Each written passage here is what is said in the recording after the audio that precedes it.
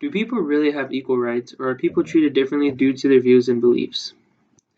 Well, people in Vietnam are facing discrimination due to their views on LGBTQ rights and women's rights. Reporters who oppose the government also are facing discrimination. These people who have separate ideologies from their higher-ups are looked down upon and have their own rights taken away from them. Discrimination against Vietnamese people is an issue that America should pay attention to. According to the 2019 Road Report, activists and bloggers face frequent physical attacks by officials or government-connected thugs who are not punished for these attacks. These political critics are arrested for their position in the internet. In 2018, Vietnam put on trial at least 12 people for conducting propaganda against the state. Sentences range from 4 to 12 years in prison. This goes against people's freedom of speech, opinion, and expression. Not only are reporters discriminated against, but LGBTQ people are as well. The 2020 World Report states that Vietnam has several laws that prohibit discrimination and uphold the right to education for all children. However, LGBTQ youth are especially vulnerable due to inadequate legal protection and widespread misinformation about sexual orientation and gender identity. Because of this, LGBTQ people are easily discriminated and treated differently. Additionally, Vietnam is not following the sex education policy and is undereducating their students. This means that schools are not following government guidelines and are instead silencing this information.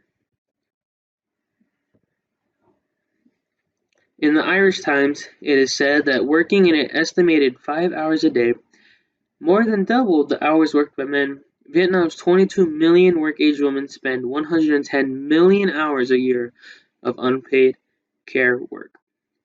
This is equal to more than 13 million working days.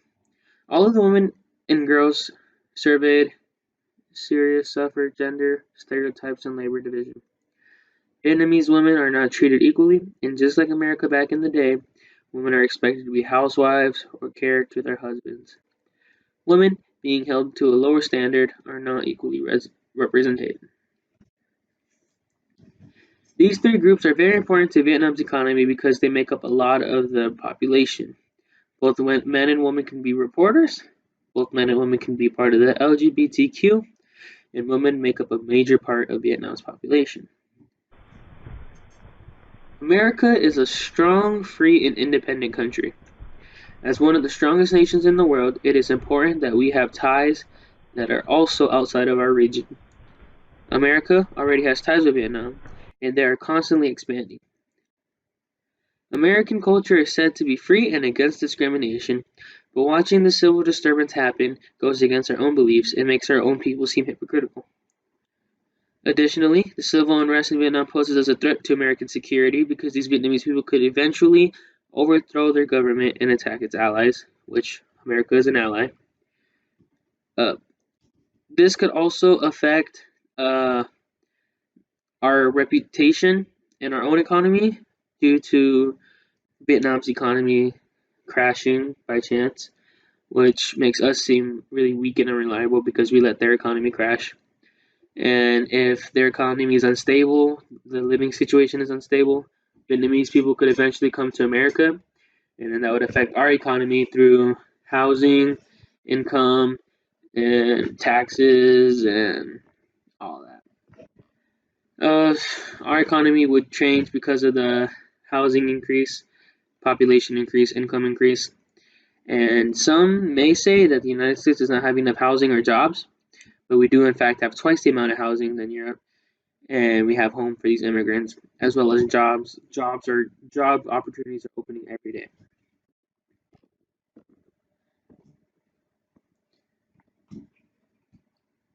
Currently, no other countries are helping Vietnam through the civil unrest.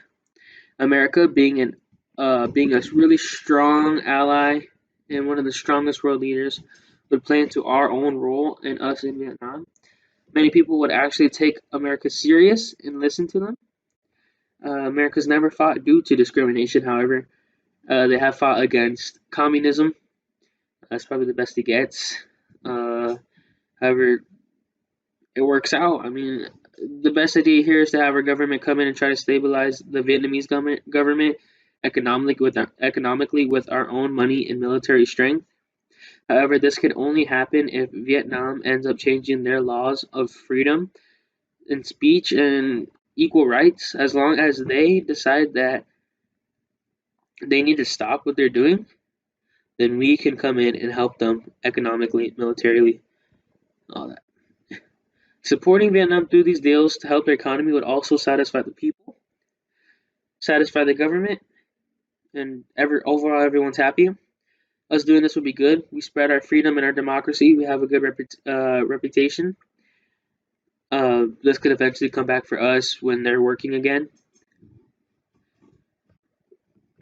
People of Vietnam are facing discriminatory acts and are not getting justice. America, being an ally and a strong leader, could enforce change through economic and military strength. Economic downfall in Vietnam would also affect our own economy, reputation, culture, and way of life. As a nation, it is important to share common goals and interests. However, you can help by spreading awareness by sharing and posting about Vietnamese discrimination. Just like us in America, freedom should be a natural right that is not taken away.